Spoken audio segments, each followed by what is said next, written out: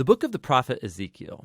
Ezekiel was a priest who had been living in Jerusalem during the first Babylonian attack on the city. And they spared the city, but they took a first wave of Israelite prisoners and hauled them off into exile, and Ezekiel was among them. So the book begins 5 years after all that, and Ezekiel is sitting on the bank of an irrigation canal near his Israelite refugee camp, and it's his 30th birthday, no less, the year that he would have been installed as a priest in Jerusalem. And then all of a sudden, Ezekiel has this vision. He sees a storm cloud approaching, and then inside the cloud are 4 strange creatures that have wings outstretched and touching each other. And these creatures each had 4 faces. And then he saw 4 wheels, one by each creature. And then he saw that the wings of the creatures were supporting this dazzling platform. And then on that platform is a throne. And then sitting on that throne is this human-like creature, glowing and shrouded in fire. And then all of a sudden Ezekiel realizes what he's seeing. He calls it the appearance of the likeness of the glory of the Lord. It's God riding his royal throne chariot. Now the word glory, in Hebrew it's kavod, it means heavy or significant. The biblical authors use this word to describe the physical appearance and manifestation of God's significance when he shows up in person. These images in the vision, they're very similar to what happened when God appeared on Mount Sinai in the book of Exodus. And it's also very similar to the depictions of God's presence over the Ark of the Covenant. And that's actually the most shocking thing about Ezekiel's vision. What is God's glory doing in Babylon? It's supposed to be above the Ark of the Covenant, in the temple in Jerusalem. And so the first section of the book opens to explore that question as Ezekiel begins to accuse Israel of rebellion. So God first speaks to Ezekiel from the throne chariot, and he commissions him as a prophet. Ezekiel is to accuse Israel of breaking their covenant agreement with God in a couple ways. Israel has given their allegiance to other gods and has been worshiping idols, and this has all led to rampant social injustice and violence. And so as a result, God appoints Ezekiel to warn the people. The first Babylonian attack that took Ezekiel into exile is going to be matched by another, and Jerusalem, its temple, all face imminent destruction. So Ezekiel uses words and more to get his message across. He also performs sign acts. These were a form of street theater. Ezekiel would go out in public and start behaving in these really bizarre ways that were like parables of his prophetic message. So he was supposed to build a tiny model of Jerusalem and then stage an attack on it. Or he was to shave off all of his hair and then chop it up with a sword. Or the most extreme, he was to play the role of the scapegoat on the Day of Atonement. And he would lay on his side for over a year, eating food cooked over poop, as a sign of the nasty food that people will have to eat during the siege of Jerusalem. And perhaps the most disheartening thing of all is the bad news God gave Ezekiel that no one was going to listen to him. Israel would reject him because of their rebellious and hard heart. And this recalls Moses' description of the people after the wilderness rebellions, when he predicted that exile would one day happen, and Ezekiel had the unfortunate privilege of seeing it all come to pass.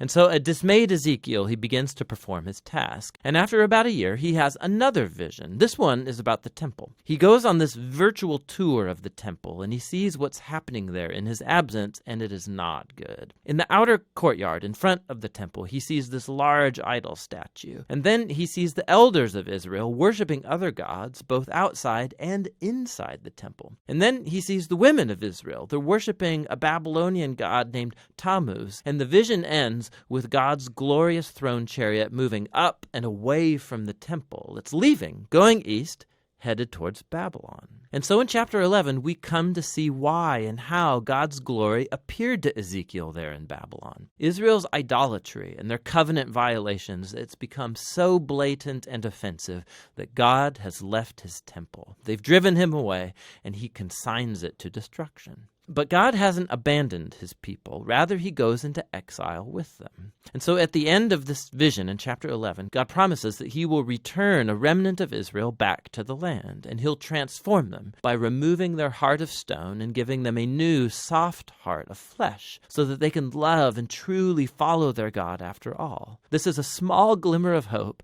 and it's quickly submerged under the reality of the imminent destruction. But chapter 11, it's a key transition, and it helps us understand understand how the rest of the book has been designed. So the next 3 sections are all announcements of God's judgment, first on Israel, then on the nations around Israel, and then on Jerusalem itself. But then after that, the hopeful conclusion of chapter 11 gets developed in the final 3 sections of the book. First, hope for Israel, then for the nations, and then for all creation. Chapters 12 through 24 focus on God's judgment coming to Israel. And this is a diverse collection of poems and essays. And here Ezekiel shows his fondness for parable and allegory. So he depicts Israel as a burnt, useless stick, or as a rebellious wife, or as a dangerous, raging lion that gets captured, or as 2 promiscuous sisters. These are all depictions of Israel's senseless rebellion and idolatry that results in their ruin.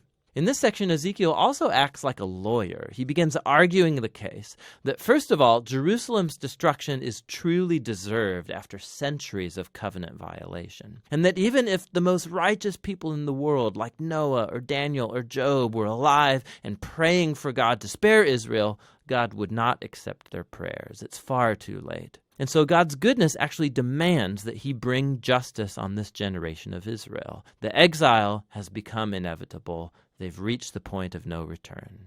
Following this, Ezekiel focuses first on the nations immediately around Israel, and then on the 2 most powerful states in the region, Egypt and then Tyre. Israel has allied with these nations and adopted their gods and their idols, and so God accuses the kings of Tyre and Egypt for arrogantly viewing themselves as gods who get to define right and wrong on their own terms. And God holds these kings accountable for their pride, and he announces that he will use Babylon to bring them down. They will face God's justice along with everybody else.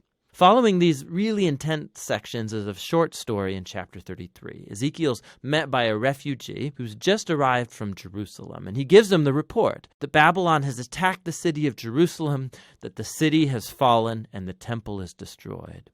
Ezekiel's grim warnings have become a reality. But remember, the end of chapter 11, that's not the end of the story. And so in the next video, we'll explore Ezekiel's profound vision of hope. But for now, that's the first half of the book of Ezekiel.